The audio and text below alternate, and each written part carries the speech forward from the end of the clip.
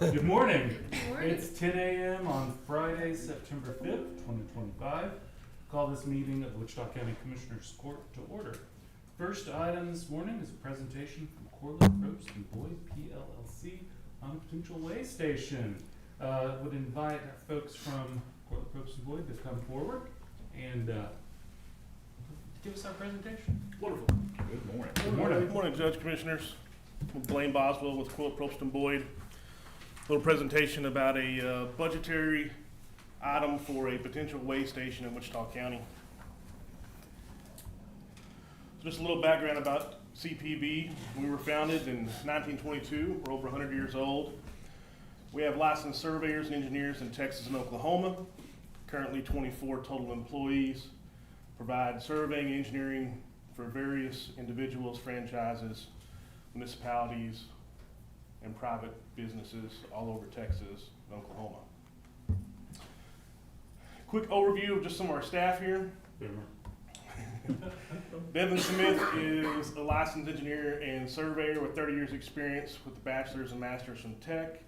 Richard Boyd, he is the old hat in the room, 50 years experience with K-State. Myself, I'm a licensed engineer and certified floodplain manager, 20 years experience, bachelor's from Midwestern. Jessica Parks, she got brought here by her husband, fighter pilot at Shepherd, 6 years now, from Southern Illinois. Kyler Norman, bachelor's and master's from Norman with 6 years experience. You can see our staff breakdown. Few fun facts in that picture. There's one licensed embalmer, one school administrator, and there is a Yankees World Series ring in that picture. That ought to cover it, I think. Pretty well, thank you all the way. All right, so here's the proposed location. We're looking at US 287 and Burnett Ranch Road. I'll just kind of give an overview of the county. So something that was brought up in our last meeting we had was probably the need to bring along an architect in this thing.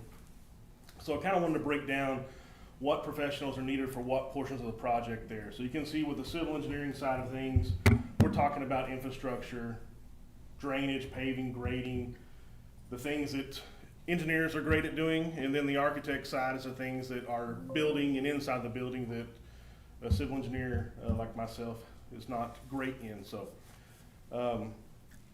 later on you'll see why I wanted to make this slide included here. So I kind of want to give a brief overview of the aerial of the image there. So you can see Burnett Ranch, 287 main lanes, and then there is a little frontage access road. You can see Highway 287 access road there on the south side. Kind of the southeast corner is where we're looking at the proposed site location. So there's a couple of locations for power. There's one location south along the train tracks. I'm not so certain that would be a good location for us because I do not know what that's powering and what type of power is needed, or if it even has enough to power the train and what we might want to include. So I included the location on the north side as well. We know that's powering those homes there on the north side. It should have enough for us to bring in.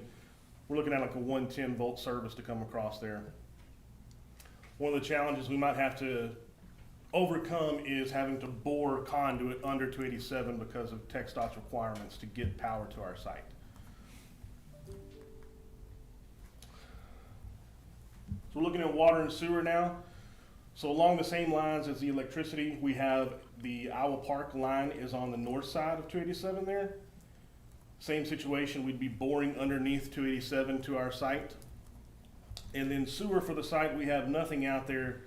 So our proposal is involving a septic system and septic field in the location where we're going to be separated from the crossover to our beginning of our site.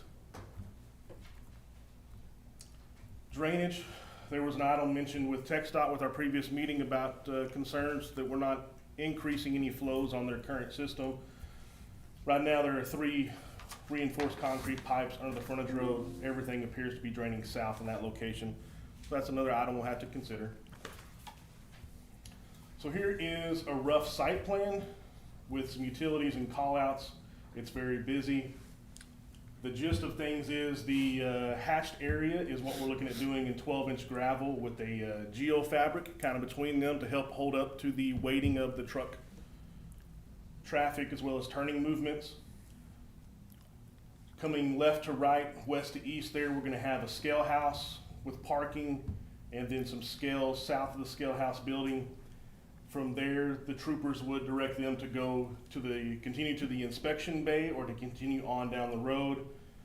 That's the inspection bay just east of the scale house.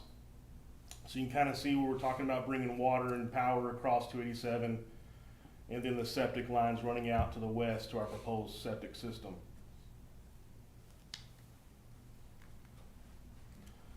Here's kind of a more in-depth floor plan for the scale house.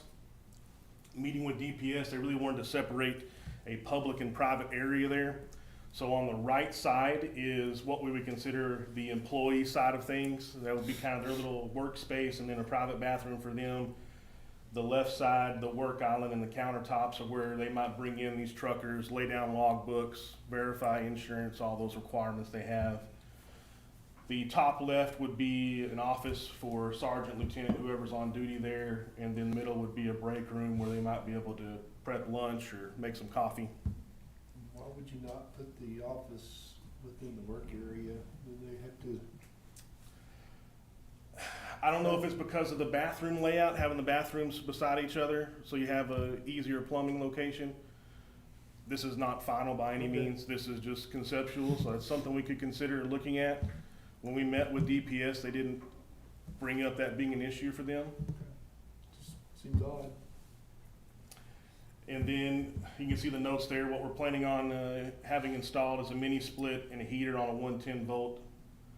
There was a request for some outdoor lighting, just enough to kind of illuminate the area so we kind of keep vandals and vagrants away. Washable surfaces in the bathroom, and then countertop plugs with USBs for easily plugging in laptops and other electronic accessories. Here is the inspection bays. So one item of importance is the east and west ends, the short walls will be completely open. The idea there was to save cost.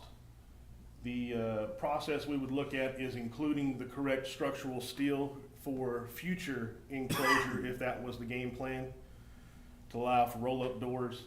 A lot of the other inspection stations we looked at were open, pretty much. There wasn't a lot that were enclosed.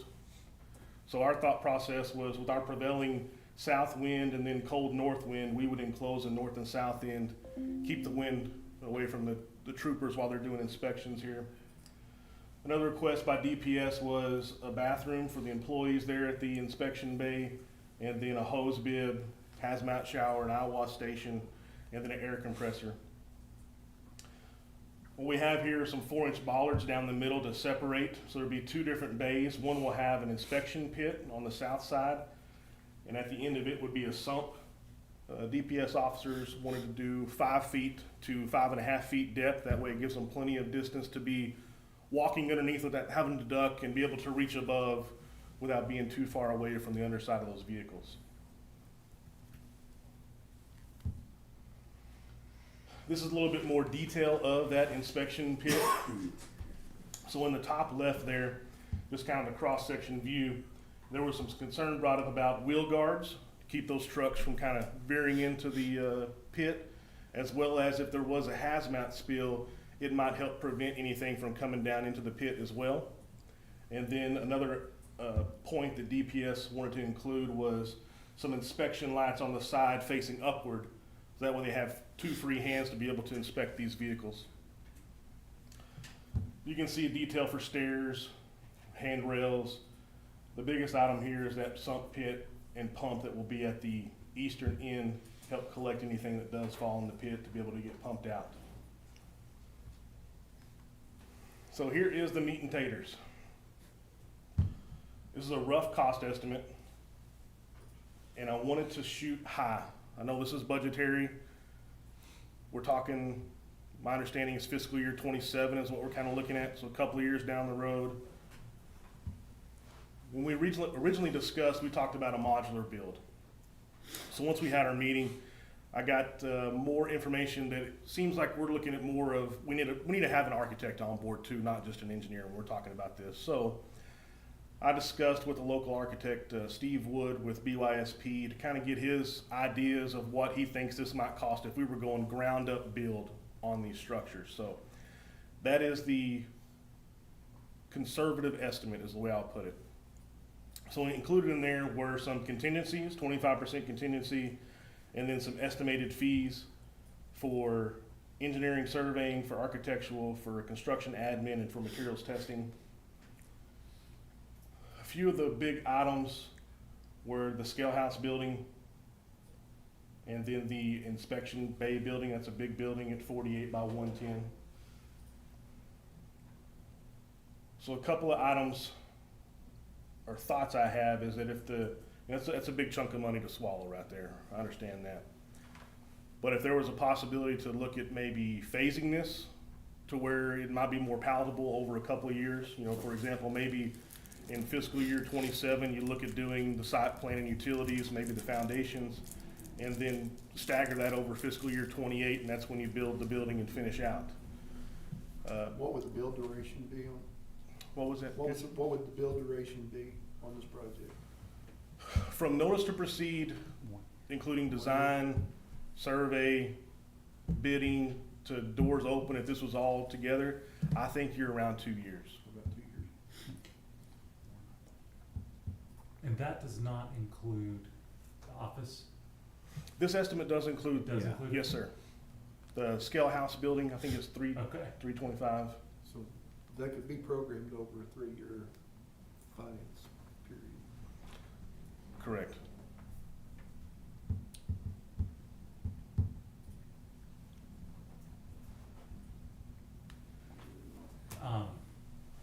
This may be a question for Commissioner Watts or Van or Sheriff Rutledge. There were a lot of, you mentioned a handful of times there, DPS has requested, DPS would like. Is DPS offering any funding to help with this? Not at this point, other than they can, and Van help me with this, they can purchase, Jim, if we request of them. They can't buy permanent equipment, but they can buy equipment that enhances the facility upon our request. That's their money, their whole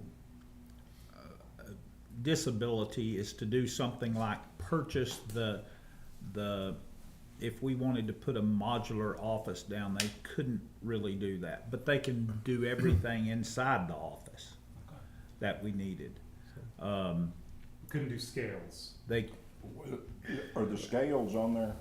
Yes, sir. I'm trying to find. Van, do you know, the scale's a good question, I don't know. I can't remember if these are portable or not portable, but platform scales, they don't really, They're not, they can be moved. they could be moved. I don't know, we didn't discuss that, whether, like Chad had mentioned, would that be a piece of equipment they could purchase, do you know? Well, I mean, it's not, it wouldn't hurt to ask at all. I don't know that we asked them if they would, fund the scales. But I mean, if we come at them and tell them this is what we're looking at, but we're gonna need this kind of help to make this happen, I bet, of course, they're gonna have to budget it in. So it might Right. be fiscal year 27 before they can budget that in, cause it's too late for 26. Right. But it's not gonna hurt to ask. So put on your old TxDOT or city hat, is there any transportation grants, any safety grants from TxDOT, any monies like that out there that we could apply for? TxDOT was in our meeting with us, Mr. Romer and Cody Bates, who's the assistant AE, Wichita Falls. I don't know that we asked them directly if there was anything they could add to it, but that's something we could It explore. seems like there should be some safety money out there somewhere for this, 'cause this is a safety issue and it's roadway improvement, so there may be an opportunity to apply to TxDOT. Would be my guess. Yeah, that's certainly something we could. Have y'all visited the facility in Decatur?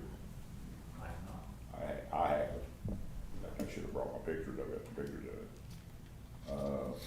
Probably total cost on it, since it's an old TxDOT yard, probably total cost on that thing was $150,000. Guys, this is way out of line, way out of line. You know, this discussion got started about 10 years ago. And we talked about building one, and we had a strand steel building, just actually a shade, a pit, a set of scales, and a portable building. And the total cost on that thing was gonna be about $150,000. And now we're at $2 million. What kind of commitment do we have? What's the utilization of this thing gonna be? Guys, that's a tremendous amount of money. What's the revenue stream off the end of Yeah, I it? mean, well, it's gonna depend on how much you use it. Well, now, the revenue stream, and I do have that information, through Colorado City, that, they have virtually the same flow of traffic. And that for the county there right now, that facility's 6, 8 years old, Van, does that sound right? Ish. $1 million a year for the county.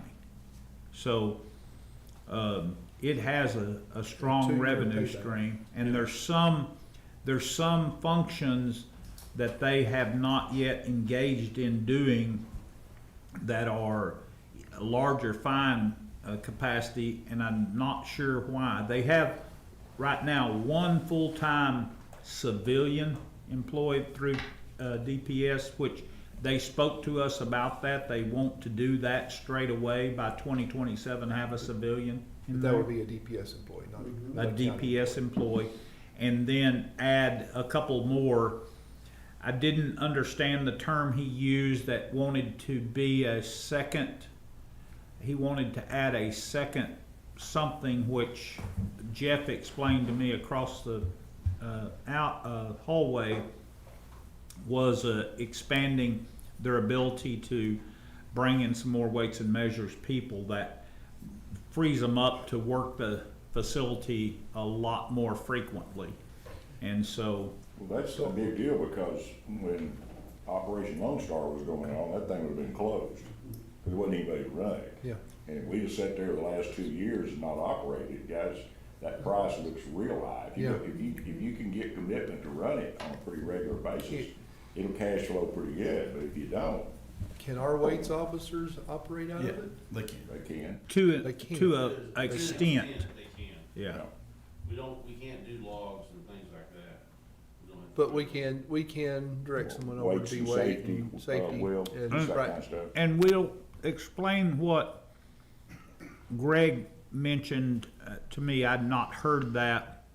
I noticed it in a letter that Meredith and Maureen had give us about just comprehensively, it was okay to do such a thing, but the inspection, when you could actually replace DPS in the facility, if we were a level 1, Yeah, I don't know all those, there is some things we can do, some things we cannot do. And it depends on the population of the county. You know, you take Dallas County deputies, they can do a full inspection of logs and everything because of the population. I wish I had Greg Wilson here, he could have explained that a whole lot better on what we can and can't do. but Now, we we're can trying pull- to, Yeah, we can pull vehicles over for violations, and once they're over, then we can do, weights on them and everything, and distribution of weight, and so we can't do the logs, is the main thing. right. But we'd still be able to call DPS over there to do Sure, that. yeah, if DPS is on hand at the facility, they could do that. Yeah, it'd be interesting to know what the commitment level is from DPS, because Talk right to- now, most of our troopers have been tied up at the Yeah. border for, I mean, truthfully, this right here is a full-blown plan. Nothing says we have to do the full-blown plan, right off the bat to open it up. Something else, I'll tell you right now, the precinct 2 judge's office building that we're gonna disassemble, it could be the scale house. It's about roughly the same size. So we have a building frame right there that we can utilize, instead of auctioning it off. So there's there's things in there you can do to save money. Well, what happened in that last attempt, we started out with something that was pretty economical, that was gonna work for us. And then we got to a deal sort of like this, and we didn't do it, we didn't have the funds to do it with. And you know, I think it'll cash flow, but once again, the commitment of time that's gonna be in there and how often you're gonna run that thing makes all the difference in the world. That'll either make it work or not work. And, I think I had a deal worked out with them on, that last deal to exempt all wheat and cattle trucks. I don't know if that'll, well, that probably won't hold. No, that's, guys, it could work, but we got some details to work out. And I think that commitment to how much we're gonna run it's the big deal. Talking to the DPS sergeant, Chad, I can't think of his last name. Foster. Yeah. He indicated like the troopers, the region wide would come there, not just Wichita County or Yeah. Will Barker County or Clay Right. County. It was the region wide would be coming to this facility. So it And- would be And staffed. when Van and I looked at the other facility that I've been talking to the JP on, we counted 6 or 8 units, DPS units there, and it just blowed my mind. I was expecting maybe to see a car, but I couldn't believe how many DPS troopers were there. Well, I went east of Dallas, and when you go that way, you'll see them, and there'll be 4 or 5 patrol cars there when they're really open for But business. is that a different section, Will? I mean, those DPS units that are there, That's weights. they're and not just measurement regular highway only. That's patrolmen. weights and measurement only. That's what I thought. And that's what me and Van talked about. It was just, to me, stifling to see that many cars there. And, And a lot of times, they'll stop somebody up the road and bring them back to the Bring it back state. to it, yes. yeah, and their facility is not near as laid out. This is parallel to the roadway instead of perpendicular. They're perpendicular, so the trucks have to make a hard U-E. And this is a lot more conducive to good flow of truck traffic. And, you know, like phasing it in, the office is nothing that's going to necessarily kill us right off the bat. They're used to working out of their cars for a period of time and have a plan to develop that, you know, at later date that would alleviate some. I think the building is gonna be critical, the inspection barn or building, because it just keeps them out of the weather. If it's not conducive to work, they're gonna push us back on doing that work, you know, because who wants to be trapped in the elements to do that, even though a lot of them are used to some form of that, but they want to bring in civilian workforce that a DPS has gotten now real familiar with utilizing for this function. Would the DPS guy they're talking about having there like full-time, he'd be like a maintenance guy or? No, he would actually do this work. So what they have to have right now is a trooper with the civilian I see. in order to write the He ticket. can do the inspection. He can do the entire I job. hired Jeff back, retired DPS weights and measurement who works across the hall, to come back out there and work and do the same thing Yeah. on the civilian side, as long as there's a trooper there with him. And Right, he's more than qualified to do that more job. than qualified, yeah. But, Well, I think it's something we might start with the basics and then you'll know what kind of. and the last time, and of course that Build was up to tied to CTERS, we had cut back about 350 or 400 thou. Yeah. But when the architects got through with it, we were bumping 3 mil. And it was just over, you know, it was really Yeah. too difficult for us to swallow at that time, and we didn't have a great understanding of it. And Well, and really, it's done- probably good because that was just before everybody went to the border on, you know, Sure. Sure. Operation Lone Star, so Sure. really that would have not been convenient. Hopefully, we don't have that kind of deal again, but you never know what you're gonna run into, but I think it's a doable deal. We just get in at a little lower number. But Corliss Probes and Boyd have wasted no time putting all this information together for us. And I did speak to Gordon Drake about the electricity. He indicated that on the same side by the railroad tracks was enough power. Now, what that entails, pulling it across the tracks, I don't know, but he had indicated to me that he thought that we would be, Just be able new to- transformer. If they got primary, they can set a new transformer. Yeah, Does it cut across Burlington North, or is it on which side? it's on the south side of the tracks, they have to come to the north side. They're pretty, Easy to work with? they're not. I can't believe you say that. Trying to get a bore underneath their tracks. There's that, and there's also a property owner between there and the frontage road. I believe it's David Liddick. David so Liddican. Hopefully work something out if that was the route chosen. David's pretty easy to work with. Yeah, negotiate that bore for us, Mickey. That'd be a good, Get you on deal. that. I've visited. It's not easy. No, All you better right, start tomorrow. yeah. If you want it done by 29, Yeah. But one thing about this number, and they have, I do feel, knowing that what we've seen in the past, that this is numbers tight, but it's not gonna get cheaper. Right. We can't outweigh it and turn it into $1 million. And if we're going to have it as a revenue source or stream for the county, I think we need to, and I know the judge had some thoughts about how maybe we could lay out some dollars towards that, but, and maybe we do a note on the difference to up to a point. You If know? it's a 2-year bill, I can see it cash flow over 3. It's pretty easy to cash flow over 3. Well, and even phasing it too, you know, if we were to build the slab and the drive aisles, that's at least somewhere for them to pull trucks off the road and park and not be at the old way station or on the side of the road. It would be functional at that point, but it's not as It may not have a bathroom, it may not have power, but at least it's better than Right. besides 75 miles an hour. And does the But when it starts generating some revenue that we can put back into. Correct.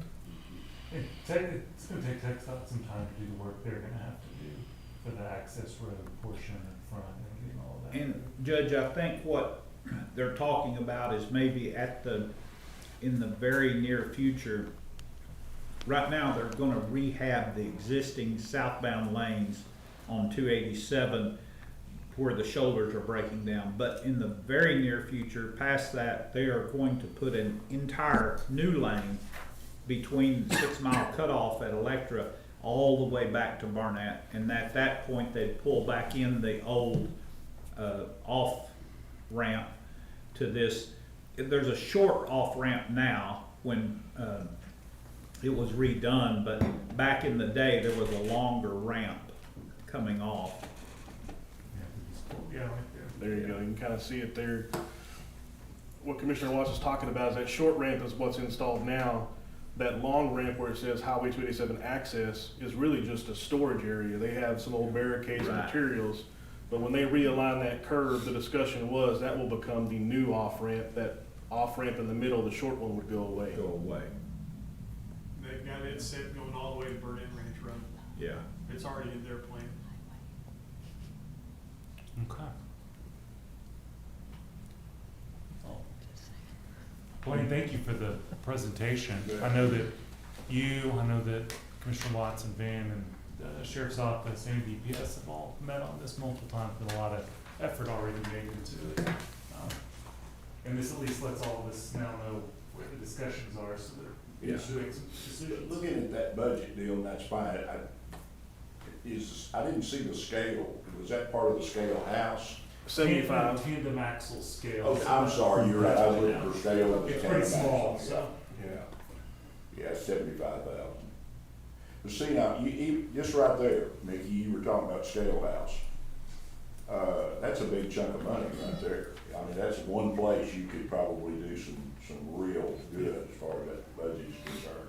And I bet you there's several places in there we could do some a few modifications and really, and still have a nice facility. We're not wanting to. Especially as a step Right. one, we won't be step Yeah. process. Sure. I think there's some places in there we could really whittle that back some and still not affect the functionality of it at all. And you can always, like you said, once your slab's there, Yeah. once you, as long as you leave layout, even if you don't build the office building, leave the land there for it, Yeah, you can always come back and add those offices and bathrooms, Yeah. once that place Little is scale functional. house and But scale. you do need the basic layout of it there and not include the full dimensions of what you need, Well, even to finish it out. but- On the- You pay for the site plan and all that going forward, and that's phase one. You phase that, you do phase two would be build a scale house. You yeah, add you stuff later. could, but you could get it up and running with just the inspection pit and put the scales in, and have it fully functional without all the amenities. Jeff, did you say Colorado City has $1 million in revenue a year for the county? Yes. That's a lot. Around the city. Because our take on But that. Jim, those- is it, Jeff? Those are, it is Colorado City, Yeah. Van. Yeah, it's just east of Colorado City. Okay, and but the real difference here is the sheer volume of what a ticket costs. That's what blows your mind. You know, DPS stops a car and it's $150 fine. They stop a truck and it's $1,500 fine up to $10,000 fine. So it doesn't take many of those to get you on down the road. And he indicated to me that the more sophisticated tickets they are trying to break into that. I don't know, I don't understand what makes that designation different, but they're trying to get to more into that where, and a lot of these, now bear in mind, he's out there, the JP's out there. Truckers swiping a card or calling into home base and they're paying that ticket right there. And that's a big difference. We wouldn't necessarily have that advantage. DPS is not gonna collect that money for us, but, I don't know, it may be something, to investigate whether the JP branches into that or whether there's a person capable of doing that out there that, because apparently a lot of trucking firms want to resolve that straight away. And for reference, we collect $1,000 every 3 months right now in motor vehicle gross weight. Say that violations. again. $1,000 every 3 months. Collect that in 1 hour and 1 ticket. I would But bet, it's- Jeff, they're talking about moving more into the hazmat stuff and all Maybe, that maybe highly that's technical what, stuff. maybe that's what it I mean, is. it's pretty easy to Oversized do the loads. weights and the actual Yeah. distributions and the brake thickness and all that, but you get into that other stuff and it gets complicated, but that's where the big. One thing that I fines think lie. needs to be said here is, this is not just being looked at as a revenue stream only. It's Not a primarily. safety deal, but Yeah. just so, and the people need to know that originally DPS was looking at putting one in this area, Wilbarger County, Clay County, Wise County. So if it's one's gonna go up here somewhere, then it might as well go in Wichita County.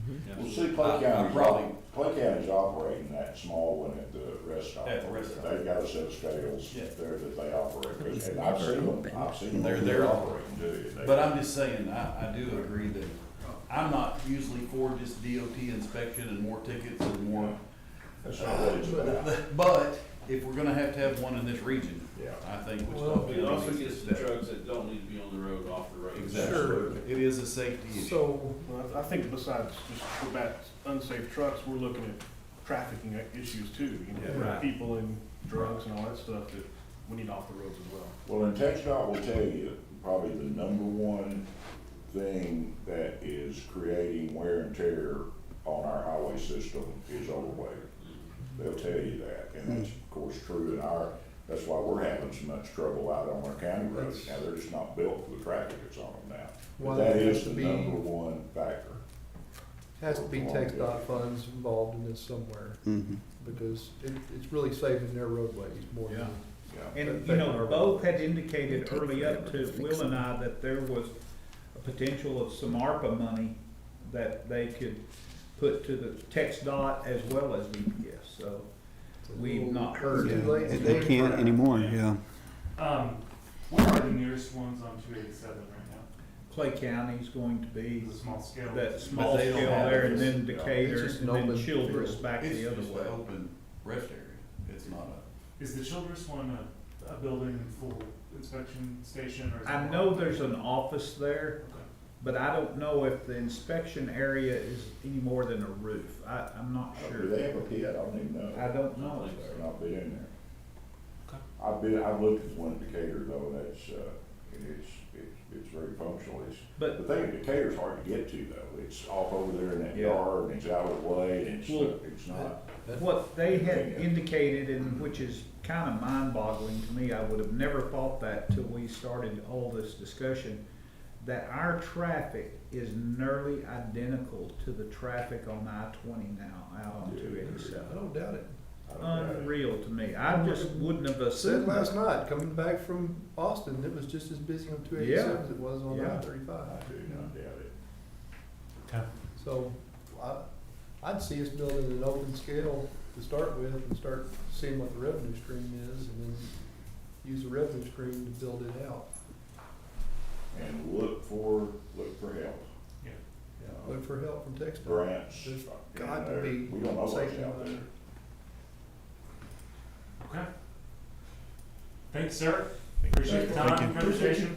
Very I'm informative. sure it's not the last conversation. All right, item number 2, presentation by Quinard Jackson and Michael Fry of Total Energies Renewables USA, LLC. Gentlemen, come on down. How's everybody doing? Good. Oh, good. Okay.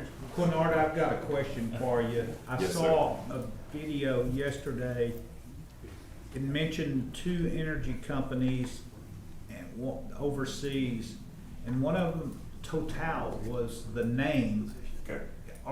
Do y'all have vested interest across in other forms of energy, oil production or? Yeah, so Total Energies Renewables is the company that I work for, but Total Energies is the company. We have oil and gas. It's a French company, right? Correct. The blue and orange sign? Blue and orange. So it's No, it's just red. it's colorful. It's not only blue and orange. That's why it's Total. It's red, blue, green, yellow, but it's like blue. Okay. Yeah, actually, it's right there in the corner, so it should look just Right. like that. Okay. If it doesn't look like that, it's not us.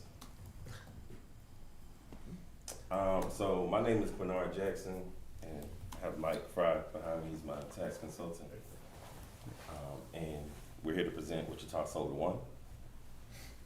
And I'll just give a brief overview of myself. So I've been in the industry for about 10 years now.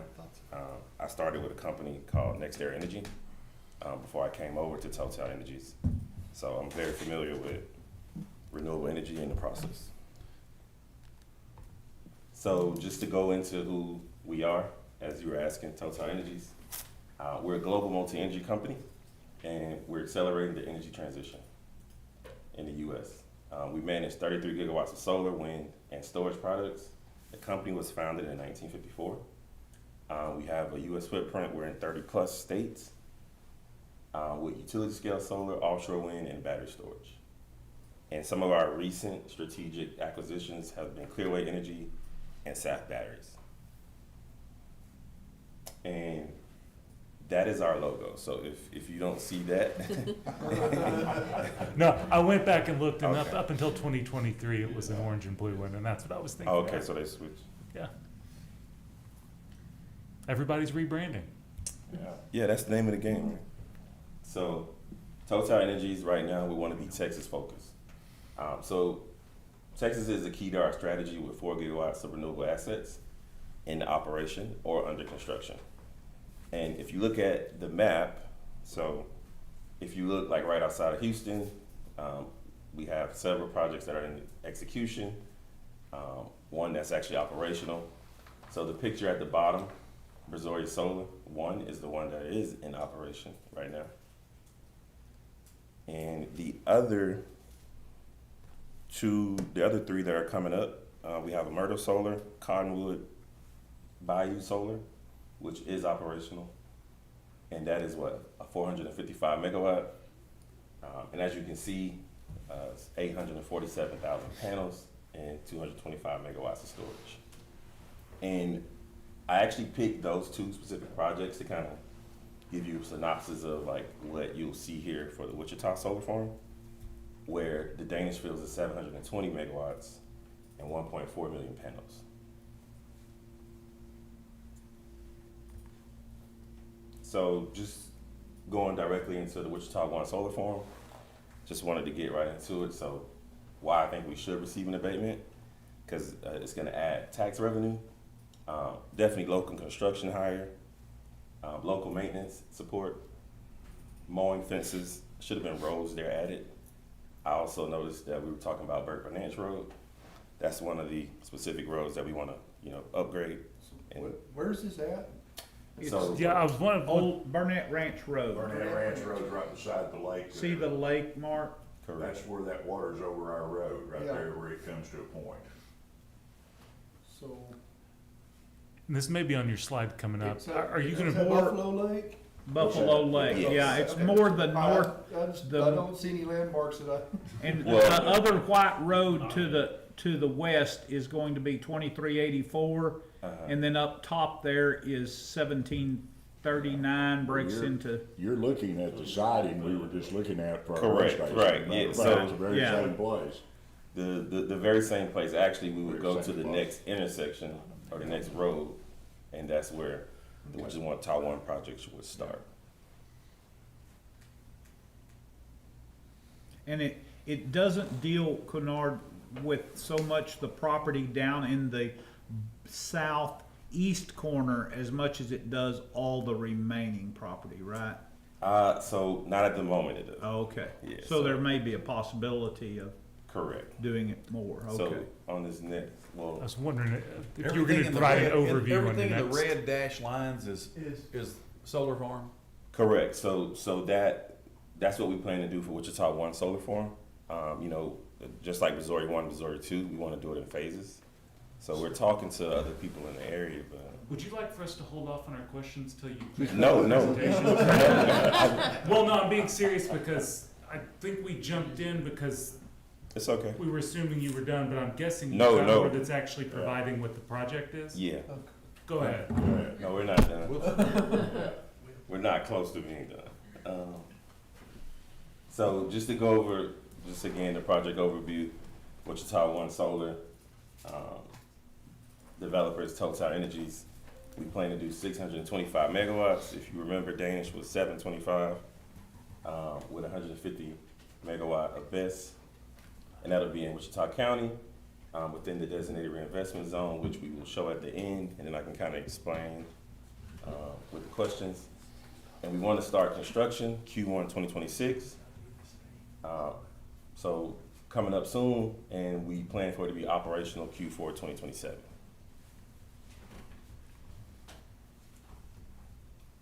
So coming up on the economic impact. Mike, you want me to take this? Sure. I can't see for that. So, how do you want to go ahead? Thank you. Judge, Commissioners, Morning. thank you. So what we're looking at here, obviously, Kennard talked about the timeline, but from the construction and employment starts to about 25 workers up to peak 400 construction jobs while it's being built. So that equal about 855 man years is what it's going to be. And probably permanent operation positions, obviously, is probably, I would say, 2 to 4 is what it's going to be. The impact valuation wise, we're looking at probably the first year value on the tax rolls would be about $830 million. And the way that the PV or solar in Texas is valued, it's under section 2326 of the Texas tax code. So it'll go on a cost and it'll depreciate. It's on a 10-year useful life, and it'll floor around 20% of the $830 million. So say in year 11, 12, or 13, depending on the depreciation method that your appraisal firm uses that you hire, it's gonna be around $166 million left over on the tax rolls, as long as that thing is operating. So, because there's no income approach or anything like that, it's all done on the cost approach. And no electricity generated is a taxable, commodity. Correct. Okay. So, and the batteries are basically valued on the same type method, so. And the 830 million includes batteries. That's the full, Yes, sir. full scale of the Yes, sir. investment. And there could be some augmentation of those batteries, obviously, in, in year 6, 7, or whatever, which would add some more could add some more valuation towards that time period. So, anyway. For the uninitiated among us, 775 megawatts of electricity is how much from the standpoint of what is that power? One data center? It could, but it'll have to be a very large data center coming from, so you're talking about like a Meta or Google type data center, or like a Equinix. Number of houses? Probably, I would say 500 to 1,000 houses. And the number the judge just used, and that's an annual volume of electricity? Yeah, that Yes. was, And, Right. and what is the value of that electricity annually?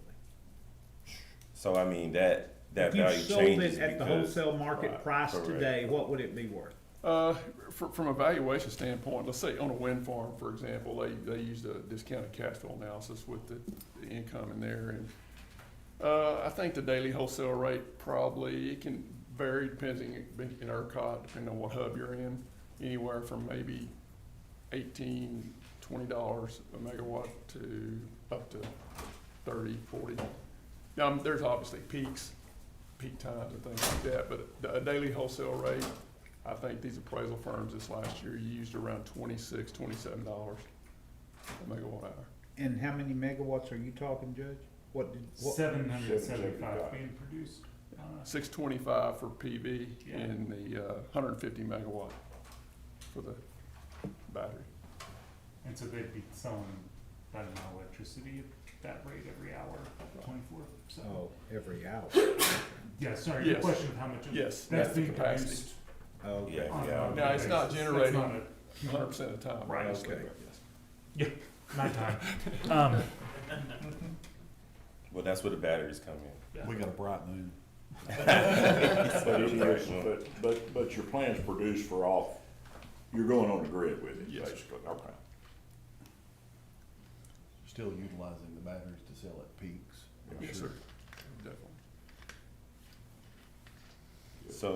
So next, just to go over kind of the facility improvements. So we will build a substation. We have to do interconnection and, build the transmission line. And then just back to, once again, to reiterate the size, 625 megawatt PV. PV is just a fancy word for solar panels. And we will have 1.5 million solar panels Wow. and 201 central inverters. And then the best, as stated before, would be 150 megawatt or 600 milliwatts an hour.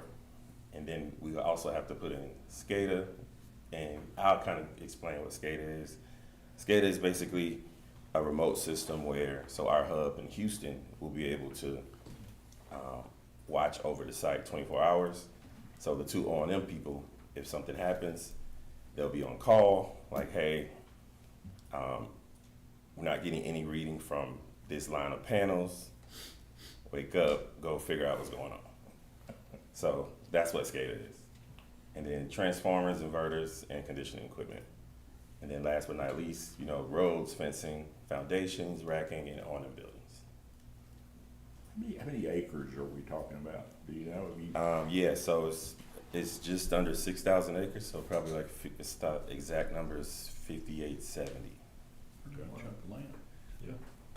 But And if it's- it was and all it's of all it, what would it contiguous. be? If it actually included that whole square, what would that be? What would be? How many acres of, would the panels Yeah, cover? it potentially Oh, okay. could be there. So you're talking about your lease land is this. Oh, okay. Then what's actually the panels are gonna be on? The panel acreage is probably 70-75% of that. Because you have to think about it, so even though it's 6,000 acres, all 6,000 acres isn't buildable.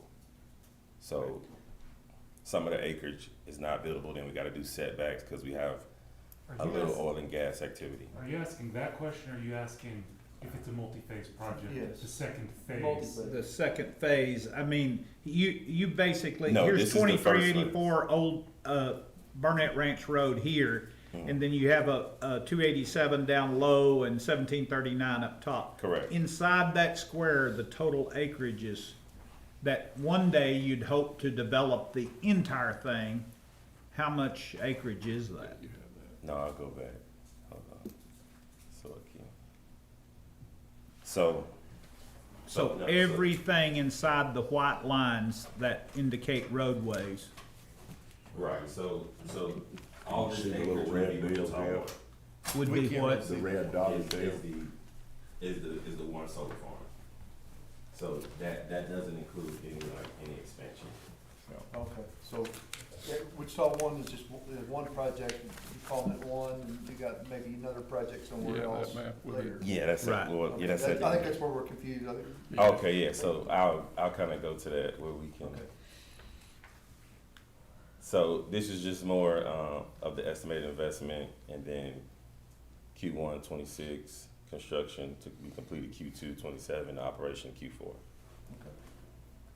So this will explain basically what you're asking. Yeah. So if we look down to the bottom left, that'll be our Wichita One, and then we're in communications with the rest of the landowners to eventually do the expansion of what you're talking Right. about for Wichita Two. But the whole 5870 acres that you would request a reinvestment on, is everything within the red line? Everything below. Well, so if you go, Quinard, due north of the lake, I'm still confused. Yeah, Where's the cutoff of Wichita One? Use this map, Everything- doesn't show us. Everything in the red is Wichita One, or does that No. include? Wichita One is here. But Okay, all right, so, So from here and below. okay, and Wichita Two would be North. that line above. Yeah. And we're not, are we doing the reinvestments on all of, Yes, sir. Correct. Yes, sir. So we wanted to come and do a reinvestment zone For the just whole for deal. everything. okay, and so the northern boundary, Quinard, of that, what you call Wichita Two, is that the river? The Red River?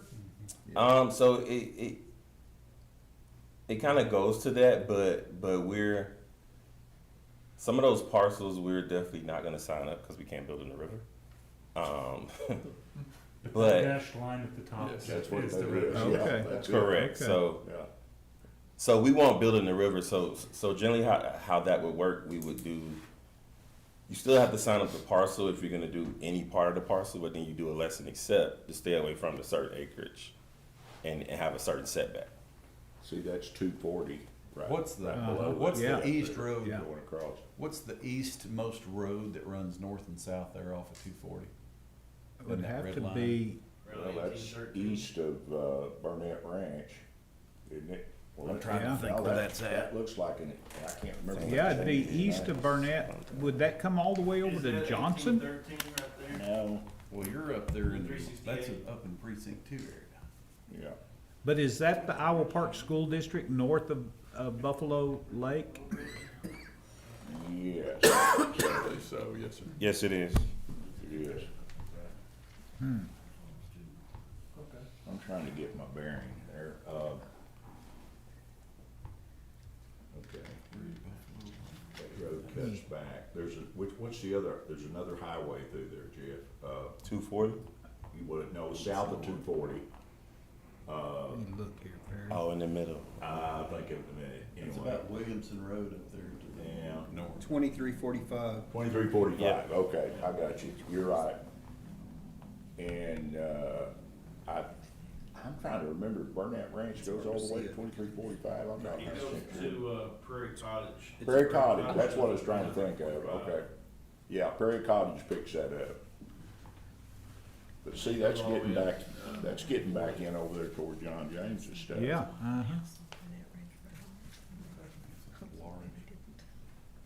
Go ahead.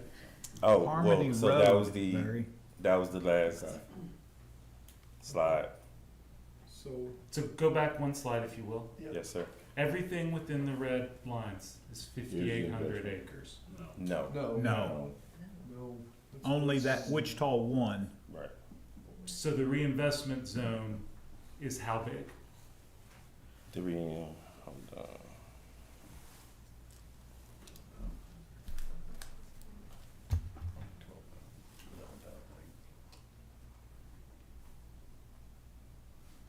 It's nearly twice That's that. probably, right, that's twice the size, so it's probably about, it's over 10,000 acres.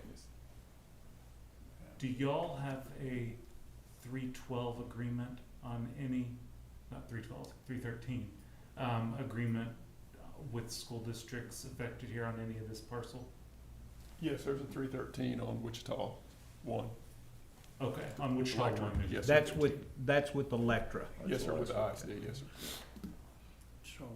See, I think that second phase, as you go north, it's gonna get over into the Iowa Park District, I would think. Yeah. And then you probably pick up Burke I think you're gonna pick up up north, you're gonna get all three of them. But from the standpoint of Wichita One, which is what you've actually got That's what in we're this correct. planning, Yeah. it's everything south of that horizontal Correct, line. yes, sir. I would like to know what's the top horizontal line on Wichita One? Because you put your hand there and there's, I'm not sure. The What's top that? horizontal line is 1739, Mick. So it literally runs up to these parcels and stops. Okay. So it stops right there at, actually, I think it stops right at 2345, the road. I think that's right. 2345 is going north, and then it tees into 1739. Yeah, Right. right. So we're asking for a TERS on the entirety in the red boundaries, Or just one? or just one? Well, we're asking for the whole red boundary, but I mean, I guess it's up to y'all. to For a decide. reinvestment zone, yes, sir. Yeah, or if you want us to change it to just what we currently have. Okay. But we were thinking kind of from a forward approach to just try to do it all right now at once. Now, this is all leased And they can't properties, get them So This legislature. the whole project. Right, so Wichita One is already signed, actual purchase option leases. And then the Wichita Two, we're in communications with them to basically get that signed. that would be my hesitancy on a TERS on the entirety. I'd like to see those leases being signed on everything before we. Well, the thing, Everything in one is already signed lease. Yes. Yep. yeah, and the So- reinvestment zone cannot be, obviously, it can't be amended, so you'd have to create another one for Right. if you did a second phase, for Yeah. example, yes, sir. So, you're correct there. And they do have a 313 that, they have a reinvestment zone for it, but no one can use the school district's Sure. reinvestment zone, so the county would have to create that. Well, a lot of zone one is a single landowner Yes, sir. from just Yeah. my observation. It is, Yeah. yes, sir. Well, so Not all of it, but the a whole lot of Wichita it, Two yeah. is specifically, I mean, Wichita One is two landowners. Say that again, Bernard? Wichita One is two landowners. 2, yeah. Yeah. Is that correct. Kearney? A lot of No, that? it's used to be? west of him, Okay. and, I'm pretty familiar, I've cleared brush over a whole bunch of that country years ago. I know quite a little bit about it. Well, is that I know where all the rocks are. Is that Bugs, Burtberry but every out inch is- close to Yeah. 2384? Well, yeah, see, what I say, when you go, the first phase there, looks to me like that's total electric school district. Yeah. When you get into the second and third phase, you're gonna probably break into Iowa Park and Burke, I would Yeah. assume, the way it looks to me, just from Yeah. right now. And I'm not exactly sure, but I think Iowa Park cuts a corner up through there. I was trying to remember who lived out there that went to school in Iowa Park, but you're gonna catch both of them. But the first one would be an electric deal, Yeah. so that kinda simplifies it. We need clear boundaries on what Wichita One is. I'm sure that they. Yeah, we can have a Yeah. project Yeah, there, and yes, sir. you have that, Quinard, you've showed me. Yes, sir. The, so I know you've got a reinvestment zone with the school district for your 313 agreement. Do you actually have a 313 abatement agreement in place as well? For the limitation, for, not for two, for one. For one? I believe, yes, sir. And I know that those are no longer a possibility. That's correct. How long, and y'all haven't started yet, so I'm guessing that abatement doesn't kick in until The construction qualifying starts. time period is 26 and 27, meaning they have to meet the minimum qualified investment by the end of 2027. Which I'm bringing that up to help the court understand that y'all have got an incentive more than some others do to actually get rolling on construction. Yes, that's correct, yes, sir. Well, Because and- you've got school district taxes that are, And to give y'all, I guess, an update on the construction, so I mean, I've been out here because we're doing a actual EPC RFP right now. And we're just gonna decide, well, we'll get down to the bottom of decide who we want to actually, to do the construction.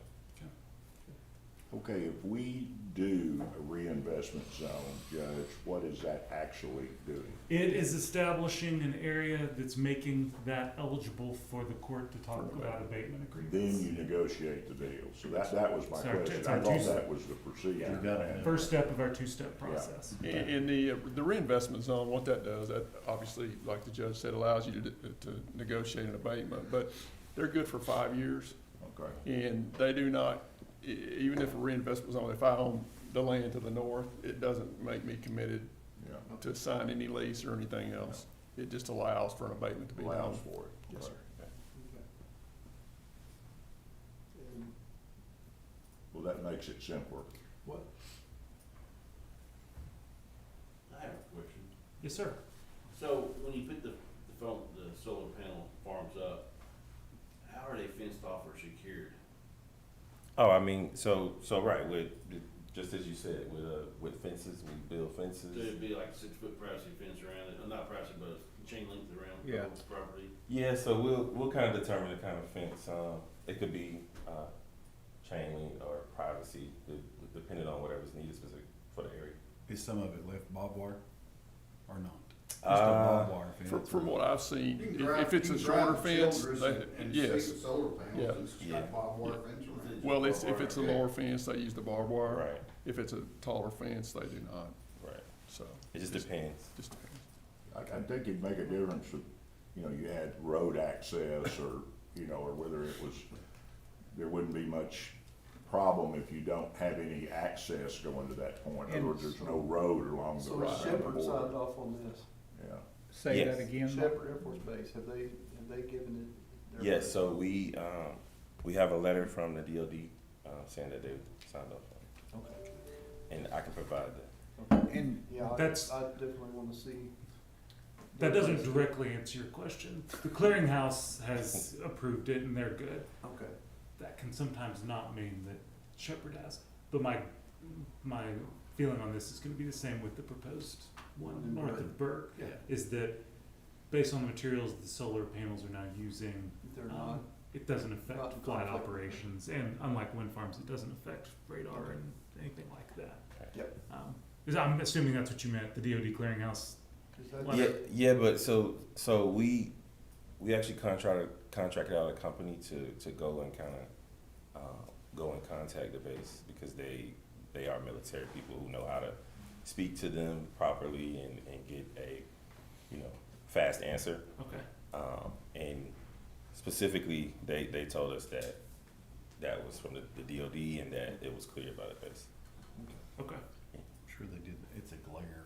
No, Glare study. but- that's right over their flight lines, so, Right. so, or right under, sorry. and It's hovering up there. Quinard, what makes that particular area conducive for a solar farm? Honestly, so I'm actually surprised other companies missed this. So long story short, I think another company came in previously and they tried to do it and they actually signed leases, but then they backed out on the option. So they just waited the 5 years. Actually, I think they waited the 7 years and just didn't move forward with it. So these landowners were very furious. They didn't kind of believe in us, but coming in as a larger organization, we were able to do a lot of work with a company called Wood. to go in and do GPR testing on, old oil and gas, areas to see if they are plugged or if we need to set back from them. And that we were able to determine more buildable acreage to be able to build over or closer to more oil and gas stuff. So, like, that area is not clear of oil and gas. Like, there's actually a Sunshine Hill oil field there. Sure. That, we definitely got to stay out of because you'll have to deal with a lot of oil and gas stuff there. But just even around the areas, there's even more oil and gas kind of activities. Is there a large transmission line going through that area? Yes, so there's actually 3, which is one of the reasons why I was telling them how they missed it. It makes it more attractive. So specifically on Wichita 1, you right here at the back, you have a line crossing here, and then up here you have and you have 2 lines crossing. There's one that runs almost parallel to 240. Right, so you have multiple options. So you got AP, Encore, the 2 transmission providers to kind of choose from. So the initial plan then for Wichita 1 will be to develop the energy and sell it on the grid. Correct. So we've been speaking with AEP. Actually, they've been switching so many hands that they've been passing us around. But we're in talks with AEP to kind of get them squared away and on board, because as far as the construction RFP, we're kind of ahead of y'all. We're kind of waiting on y'all. So so everything's going well. Bigger question, what's the revenue stream to Wichita County look like from this? Well, that depends on, typically, The negotiating, that's what that'll depend on. And we're not. What do you mean, Yes. Mark, the Well, I revenue mean, stream? well, typically, What's the abatement, and what's the abatement ask, and what's that look like for? We haven't gotten that we far. hadn't gotten that far, Yeah. Commissioner, but generally, I like to do 100% abatement with a pilot payment. So, and that could, the way you arrive at a pilot payment, or you can base it on a per megawatt price, is basically in conversations between the 2 parties saying, we'll allow for a 40 to 60% abatement somewhere in there, then back into a pilot. After y'all know how much it would generate without, and then we can arrive at a number, that could be hopefully advantageous to everyone. 50 cents on $830 million that first year is a $4 million. That's pretty stout, yes. Yeah. Yeah, that's why I was Yeah. asking. And obviously- It's a very significant revenue stream. So, if you do a pilot based on a 50% number of like an abatement of 50%, that first year it's $830 million. Divided by 100, that's 8.3 million, and 50 cents on that is Yeah. $4.2 million. Yes, you could take because you kind of know what the valuation is going to be over that period, so Yeah. you can back into the numbers there pretty easily on the appraised value Right. and arrive at a pilot payment that would be the same for the 10-year period. Judge, you've been working on budgets too much, you can spit that out from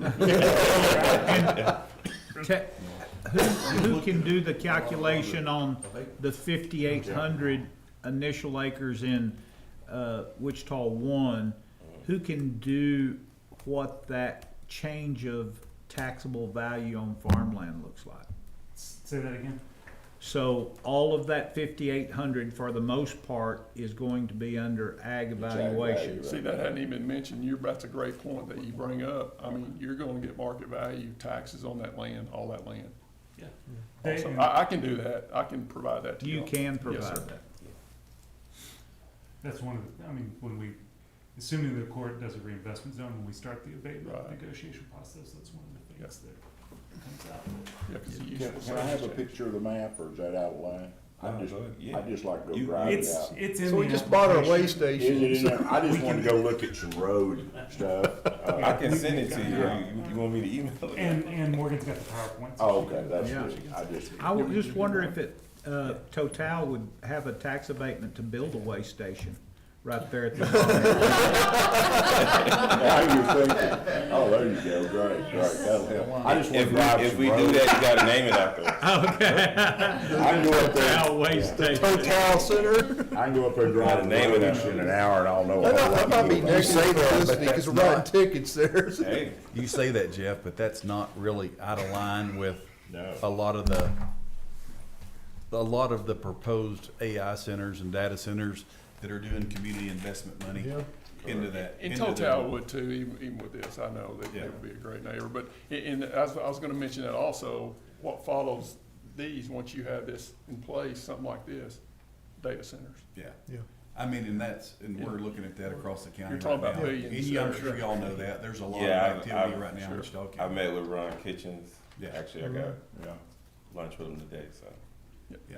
And is there a hydrology study at all on this, Wichita One, that would, Yes. we know how it would affect any drainage to the lake? Yeah, so yeah, we actually did a hydro study. We didn't show that it'll affect any drainage to the lake. But as you know, that reservoir, when it rains, it'll just cover up Burke Ranch Road. So that's something that we're definitely trying to figure out how we can help with, because Yeah, we like that, we need that road. I've been working on that project the last couple of weeks, and right now where we are, that lake is about 6 to 8 inches below the spillway. Okay. So that tells us that if we can get, and I've done the measurements on it, if we know the level we gotta get to make sure that doesn't happen again. And we fixed it once, we didn't get far enough. And, as you know, And, that's not been something, Barry's dealt with that in the last 10 years, been an issue. It wasn't necessarily an issue when I was growing up. That Right. didn't really occur like that as How long a well. drought we were in. Yeah. That And- really is part of it. That's, but it does encumber a small area that we're gonna have to get raised. We need a that little road bit. open We need it for open. this project and for Well, other he things. just, Yeah. he just said that their company would be willing to help Yeah. you do that road. I made a note of that. That's part of the negotiation Yeah. process, with road use So- agreements and with the big Right. ones, so. My question always on one of these is fire protection. What's this gonna change for our fire departments in that area? So it'll be some special training that they have to do specifically for the battery storage, because to put out a battery fire is different than to put out, like a regular fire. But Sure. honestly, kind of outside of that, I feel like we would have to, get with. Whose area And is this? we've Is Olive talked, Park, or is we've this talked gonna about this be? on some other solar farms. Usually correct me if I'm wrong, but usually the company coming in is willing to get with that local volunteer fire department, let them know exactly what's going on with all the equipment there. Let them, any specialized Any training, they'll specialized usually training or help those equipment. volunteer fire Correct. departments, Okay. get that training done and. Especially- Training equipment, if there's something that needs to be purchased specifically because we're building this. And I know I always get asked about the batteries. If one of the Oh, sure. batteries explodes or Correct. whatever catches on fire, there's containment and everything. They're not gonna. That's basically what you have to do is contain it. In our monthly fire department chiefs meetings, we've talked about this a bunch. I'm asking questions I already know the answers to, but Well, I'm asking it so other people, because I get asked these. Right. The batteries are built in containers specifically for Right. that containment. So if they do catch fire, it's built in that specific container Mhm. to contain it, to give them time to get there to do whatever they need to do specifically. What do you envision on vegetation management out in the field itself? I mean, I heard you saying that y'all had goats. Yeah, well. They're City's trying bringing to a pilot project to program. Wichita Falls to maybe Yeah. assist. but- Okay. And we got donkeys We've too. got a lot I of don't think sheep. That's what you want. Jeff can probably supply Don't- sheep. Don't so- use anything. Yeah, I don't think that's good. Yeah, they I'd don't love like to grass supply the that much. sheep for the project, for sure. And the reason I asked that is that particular location right there, probably 5 out of the last 7 years When we get into the fall and get into our range fire season, we have had a fire just south of that. Okay. And that's something we really wanna keep an eye on is the Well, vegetation management. if you're developing that land, it should Make it better, it'd be a fire break. Well, Yes. that's true, but I'm. Because saying you're gonna put roadways and everything. Yeah, it's gonna around it, look- so- Concrete. It's Yeah, gonna look concrete. probably totally different. So like most of that area, except the land that's being farmed right now, is a bunch of mesquite. So that's one of the main things we're focusing on with the EPC companies. Like how do you plan to deal with this? Right. Because with the mesquite trees, you can't just pull them out because they're deeply rooted. They'll just grow back. So they have to go in and kind of make sure they dig out all the roots and give us an actual plan of how they're gonna make sure that the mesquite doesn't return. What about cleanup bond? What are Yeah, the- so Texas requires I thought that was decommissioning. a state regulated. Correct. So That's actually so state after law. the 35 years, we are mandated to put it back kind of how it looked. Okay. Actually, I think probably the way you would put it back, it'll look probably better than how it looked. But if Total sells it or goes out of business, That the bond's bond still- transfer. still is Correct. required. Yeah. Right. So that's why you want to do a decommissioning bond because it covers regardless. And that kind of came up because some of the smaller companies were coming in. They weren't building like large scale like this, but they were building like 10, 20 megawatts one and then just disappearing. And state law requires the decommissioning. bond, Correct. Correct. Okay. It's a great Alright. thing. It's a big project. It's It's gonna get bigger. nice to have it here instead of next door. Yep. Okay, then, as far as next steps go, made the presentation. I think the court's got enough information to be able to make a decision at a future date for a future agenda item on the reinvestment zone itself. We have to do publishing, y'all know this, we have to do Sure. posting notice and everything on it. But, any other questions? No, I think we poked at them enough. I mean, look, I'm always available if you want to poke. I can give you my card. So, Okay. Gentlemen, thank y'all both very much. thank y'all. Thank you. Thank y'all. Just don't poke back. You look like you could poke pretty hard. I won't. Y'all have a good day. Thank y'all.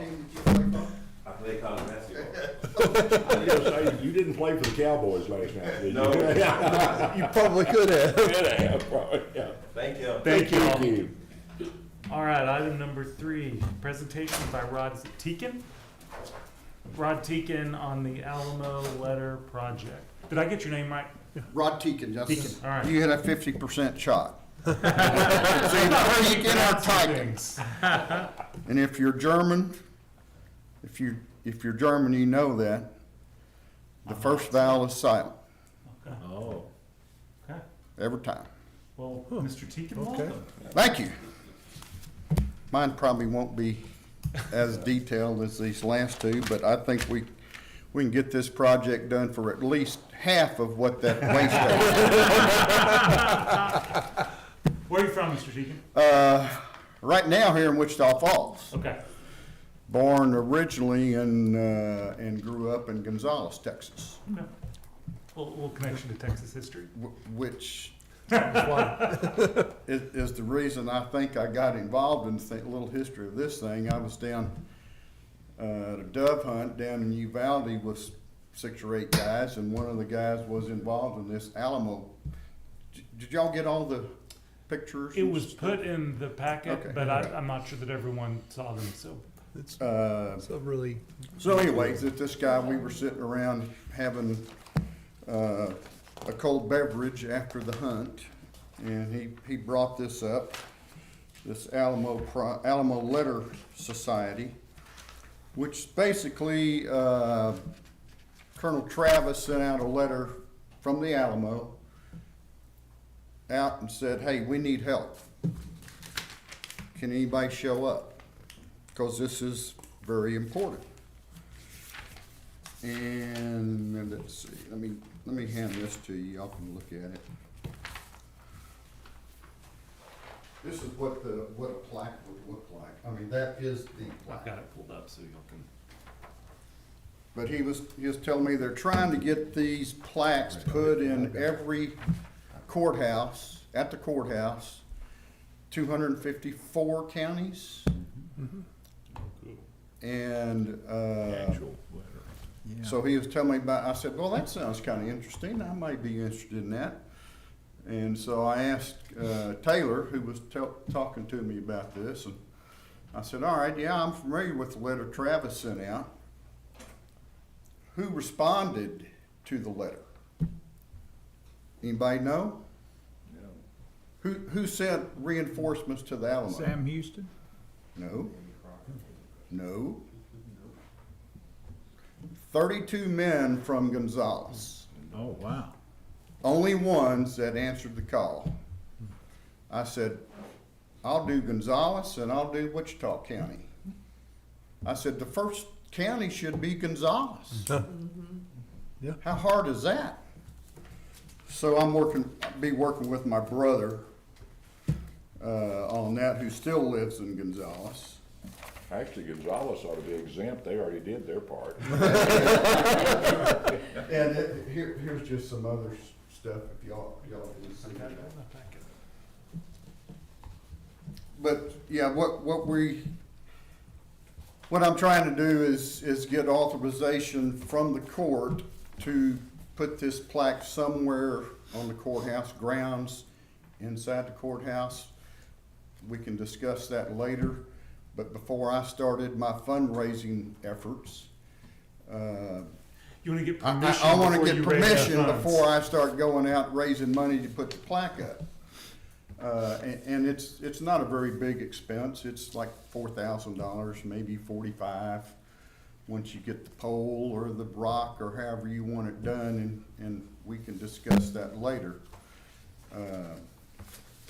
But I'm committed to doing the fundraising myself, and get that done, but, and I think Taylor, when we were talking around, he either saw a V on my forehead, which means volunteer, or an S, which means sucker.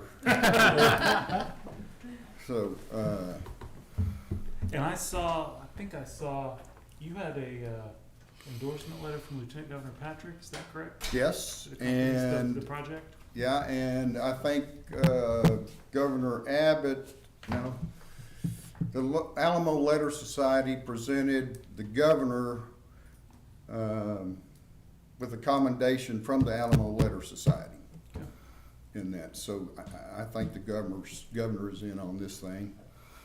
But right now, there are 23 of these plaques that are installed, and 66 are now in progress.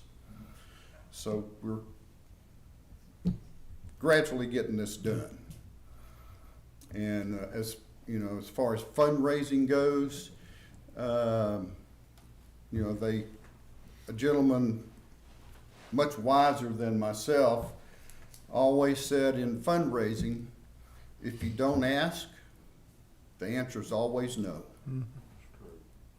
So if y'all want to fund the whole thing, and fine, that's good. We'll get to that later.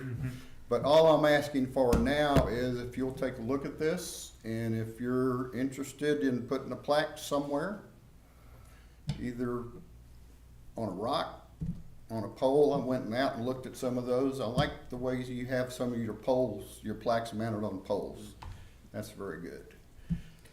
So, Yeah, and you've got, I saw you provided a number of different examples of what that looks like. yeah, you can do it in any way that you would like. I don't know if we have to deal with the Wichita Heritage Society or. They're easy to deal with, Yeah, we did, right. so. And Commissioner Beecham already put an item on, I think, the agenda for this coming week, is that right? For the court to take action on it. Mr. Teakin, I'm curious, you sort of explained it, but what about this letter? What about the Alamo letter is the thing that you said? That's what I think needs to be in 254 county courthouses. Many of those counties didn't even exist when the letter went out, and I'm just curious from your perspective, what really.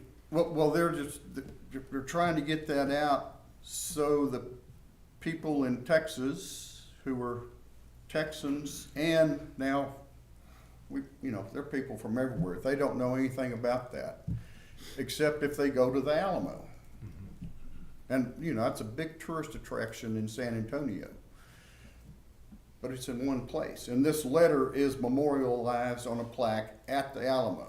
So they kind of took off from that and said, well, we need to expose that to more people about what Texas is and what we did back in the Alamo. So that's why they want to put it in every county courthouse, so more people can see it and Exposure and realize. visibility. It's visibility. Very unique beginning for this Yeah. site, really, compared to others, Yeah, but, the letters, that's the full letter on that plaque, and it's not a small little plaque. It's 3 foot by 2 foot, bronze. So it's pretty impressive. Yeah. Pivotal very moment good. in our Texas history, and Yeah. as a descendant of person that fought at both San Jacinto and at Bayer, I'm all for this, so. Like I said, we've got an agenda item on it for Tuesday in Commissioners Court to actually take action. Yeah, and You provided the somebody context said for us. about Davy Crockett or something, and, Yeah, I think someone said that up here. someone told me a joke the other day, not too long ago, about Davy Crockett. He looked out and saw, 5,000 Mexicans against a few people, and Davy said, "We didn't order concrete." All right. Didn't bring my drum set today. Thank you. Thanks, Mr. Deacon. Appreciate you. All right, item number 4, Sheriff, you're up. Review and discuss jail maintenance projects and work orders. Do you still get to do that? You should delegate that. I don't know, you would lose the personal touch. I would keep that. I'm just glad you're up front. So in the last 2 weeks, 121 work orders. It's about average for a 2-week period for just, could be a faucet or commode or a light or something, but 121 work orders. Still have roof issues, but it hasn't rained lately, so we're good. And we have bigger roof issues than we thought. We've had to reorder a fan blower motor for RTU A1, which is over the admin area, to replace. We have ordered the 2 wash machines for the laundry, but that's coming out DCIF. We've also ordered 2 sets of washer and dryers for the pods. One needs to be replaced and one for backup, but that's DCIF as well. The gun range AC unit's been repaired that we had talked about a month or 2 ago. And that's it on work orders. Just to fill everyone in on the court, we did get our documents back on the warranty on the roof, and it's less than stellar. Shared those with Jim yesterday. Now, say that again, Mark. The warranty's not very good. It's warranty to 55 miles an hour, and the way it's written, it's confusing on impacts. No impacts from. It didn't say no impacts from hail, but it says no. It's not warranted for impacts from other sources. So it's not a very good warranty. So It's, I'll be doing some follow-up with the 2 firms that helped design and service our fleet contractor. They're not contractor, but they helped they had oversight of the project to see what, if anything, we can do on that front. Well, what is, where do we stand with TAC on this? I talked to TAC last week while we were at conference. They're aware of it. I haven't turned it into them. Plan on doing that next week. Yeah, we'll do that next week. They are aware of it, and they said go ahead and turn it into them, and they'll send someone out to at least look at the roof. Right now, it does not raised to the level that we would meet our deductible. So right now, we only have like $16,000 worth of hail damage, so. But moving into the future, it gives us cause for concern. Then they're gonna send us a letter of non-renewal. Yeah. I guess. Well, they're just gonna take that building out of it. We put solar on top. Well, good thing, we had a pretty significant hailstorm, and it only had $16,000 worth of Yeah, damage, they, so. they had. So that's the upside. It was a but- bad storm out there. Yeah. The one thing it's done is make us look harder at warranties. We already had that discussion when we were talking about doing our seal job on our steps is, we Yeah. asked the question, Well, so. yeah, and early to the point where Yeah. someone that, and Mel may have recommendations of somebody that specifically addresses that Yeah. can mark up a warranty and let us negotiate, because, I mean, we're talking about over $1 million roof out there that Well over a million. we have nothing on. I mean, so what, somebody promises a warranty, we don't even know they're gonna be in business in 5 years, so it's just, Oh, you have to look at bonds and things too on some of these situations. with the state, is that how that works? No, it'd be No. just a bonding company. No, no, just a bonding It's company. essentially, yeah, insurance. Yeah. Yeah, this was not good. That, the warranty that they sent was,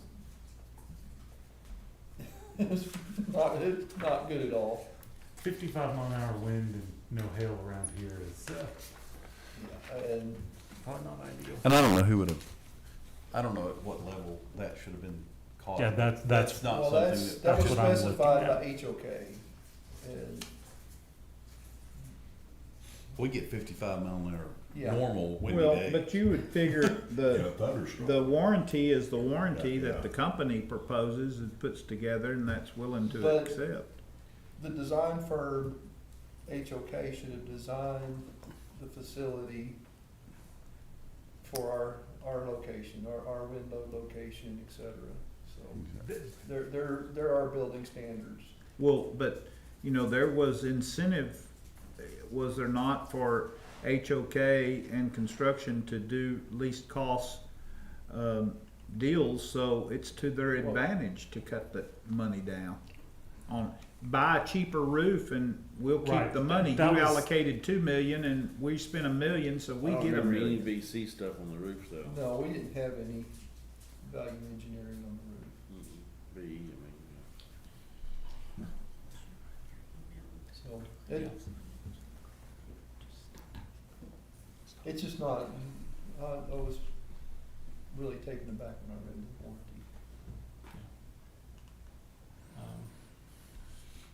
Okay, anything else on the jail maintenance no, sir, front? that's all. Okay, and it looks like we are still substantially down on Collin County. Yes, we are, and our total count was less than 48, so I basically based on the labor on one pod instead of two, so that came down, the labor cost.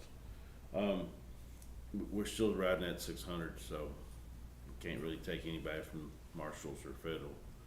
We just can't get a population. Because our own Wichita County population's up from what it was? Okay. I think, did Lisa send you an email last week? I think it was 90 some odd waiting. Is that right? Oh, for TDCJ, TDCJ? yeah. 90? Yeah. Wow. At least we're not 100% full like good old Dallas County yet. Yeah. Okay, any other questions on that item? All right, number 5, receive status report on salaries and overtime. Wilmer sent that yesterday at 9:54, 7:56. Well, that was not close. Pretty early. At the end of this pay period for this 2 weeks, we had 14 open positions. We did start 5 on the 25th, so it caught the last couple of days of the pay period, but they're not accounted for yet on the floor. So in training, we do have 13 applications in the process that will probably be offered at the end of this month. So get us, You'll be down to one. well, you know, you think so. You think. I did the same deal with the hours that I presented last week with the total number of hours of overtime in the jail, subtracted the open positions, and then subtracted the vacation. And again, we're right at 300 hours unaccounted for, so.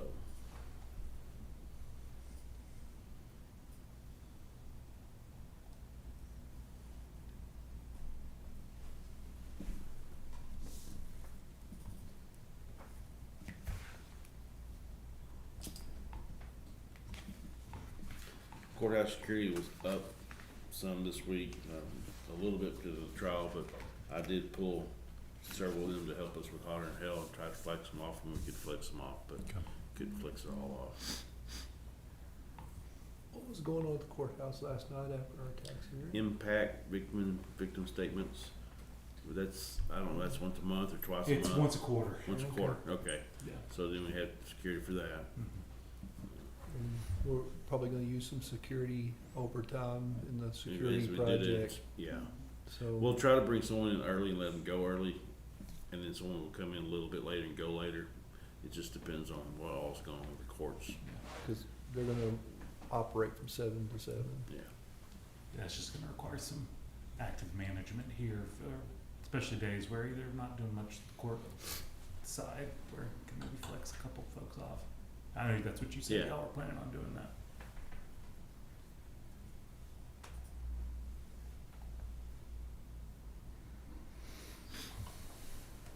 And patrol was up some because of the positions, open positions in patrol, before we would have minimum coverage.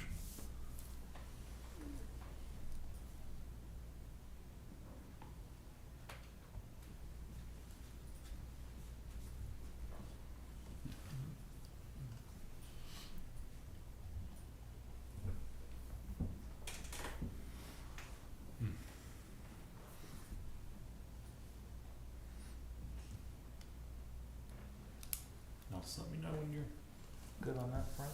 I'm done. Got it. Yep.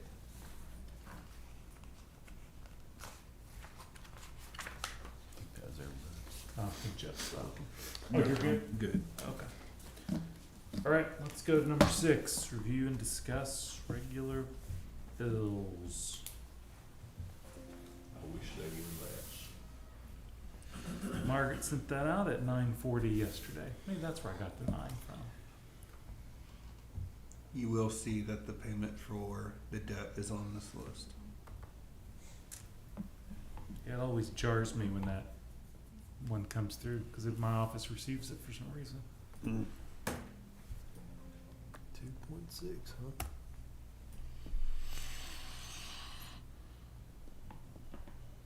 It's almost as big as an LPPF payment.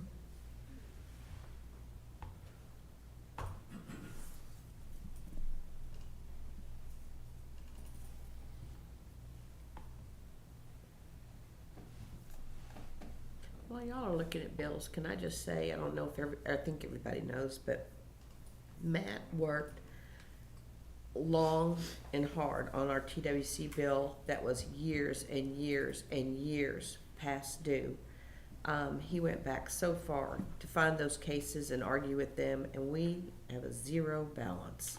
Wow. And so we at least now, when we get that bill, we know who we're paying for. Some of those people I didn't even know. But he's to be commended for that savings. Yeah. He is, and Tanya's too. I mean, Yes. that one was a, heck, our state rep's office got involved on that one. It was a joint team effort, but yeah, y'all all did a lot of hard work on that. Yep.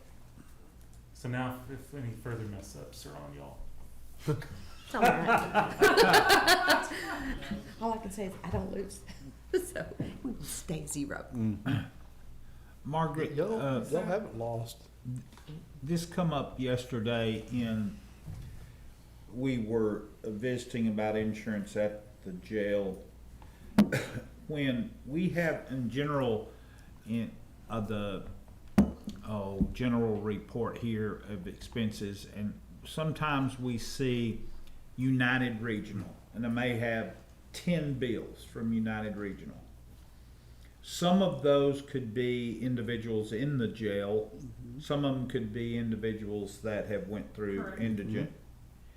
Is there any way to categorize that? Well, if you look on the, like, I think, I don't know if I have any of this, yeah, I do have some this time.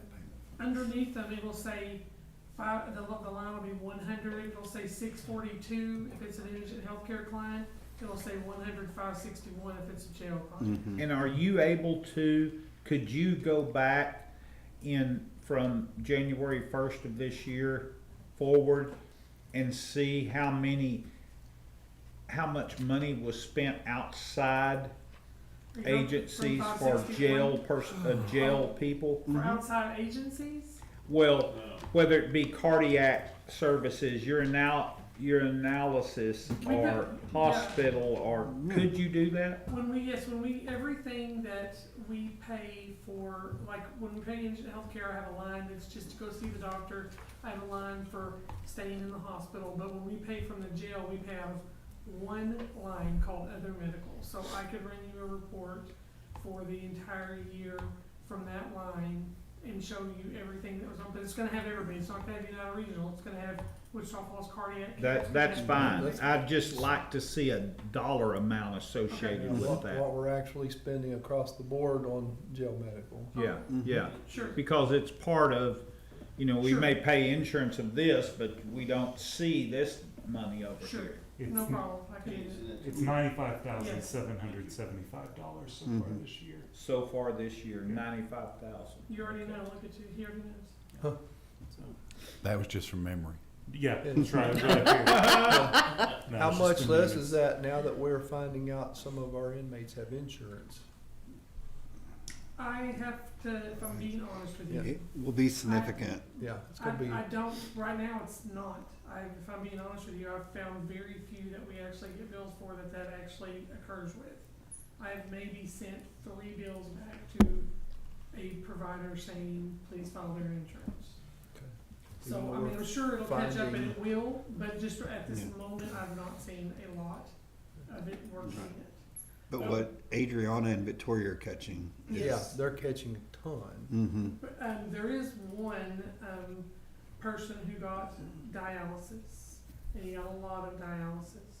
And the company came back, the judges signed an agreement with him for Sinius. They came back with all these forms and said they found out that he had Medicare, and I had to fill out about 25 forms and send them back Go into figure. them. But if they do what they're supposed to do, we should get over $14,000. That's good. So. Judge, do you think that number is pretty, I mean, could you, if you looked back across time, would you think that dollar value stays about where it's at? Will we hit 150,000 by the end of the year, or just? We'll be close. The only thing that, a lot of that is hospital bills, and we're not paying hospital bills right now because we've met our requirement that we pay United Regional. Is that true even for jail medical? Pardon? Mm-hmm. That's When true we even for discussed jail? that with Bob It's jail, last That's year. right. Jail and IH, yeah, Yeah. it's both of them. So some of those I forget. bills, when they're coming at the first of the year, I don't have any choice because United Regional will hound me to pay them. And some of their bills, I've paid $30,000 bills before for an inmate, almost $30,000 before. But once we hit that threshold, it stops. Yes, it's like right now we're Yep. stopped, and the only way, when you see United Regional now, it says United Regional Physicians Group. If you So- see a United Regional Healthcare, that is because United Regional has reimbursed us for somebody that maybe had Medicaid or something, and then I have to go back and I have to repay them that amount to meet our threshold. So it's really not a savings to us then to deter people from going to the hospital that we can't treat at the jail. It is from the standpoint of that's going to be jailers that have to, or deputies that have to go over and transport them and stay Sure. with them. But from the actual cost perspective now. And Jeff, in 24, that other med number for the jail was 157. Okay, so it's right around that number. But to get 200,000 off of our insurance for savings, it's eroded by outside costs. I mean, Yeah.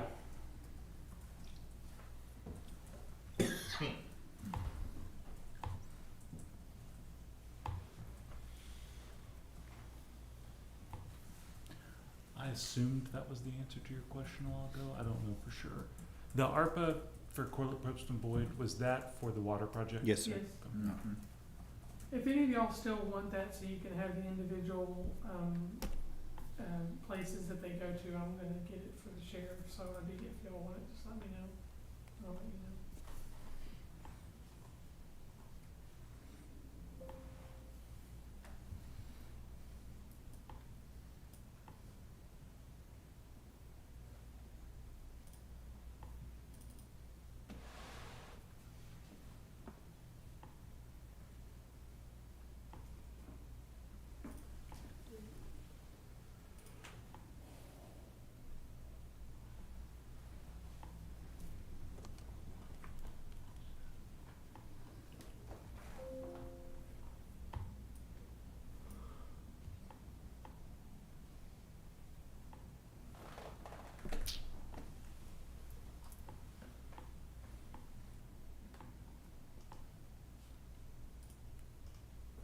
That debit card item keeps getting longer.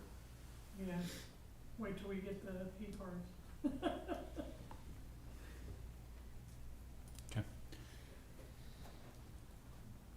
I'm good. You're good? Good. Okay. Well, I have a feeling this last item will be short. Item 7, discussion on the 2026 proposed budget. Does anyone want to hear me lay this out one more time? No? If you could just read the Only if you're summary gonna again, use the term de minimis. the front 2 pages. Yeah. Do y'all have any proposed changes or things that y'all want to see in the final one before Tuesday that you're aware of at this time? The media's not here yet for me to make my comment. Okay. You can save it for Tuesday then. I only ask because, as y'all remember, I'll have a proposed changes list that I'll print out for y'all to have when we take that up on Tuesday. Right now, it is an extremely short list that has some org charts that have to come in. The only dollars that have changed have been increased bond premium amounts for me and for our 2 county court at law judges, because September 1st, those were required. And for any judge who does probate work. So those are the only numbers that have changed from the proposed budget as filed. But if y'all have anything come up, of course, you can always propose it on Tuesday. It's just much easier for me and for our auditor's office to have those ahead of time, so we can make sure they're recorded for when it gets filed. All right, anything else? Okay, it is 11:48 and court is adjourned.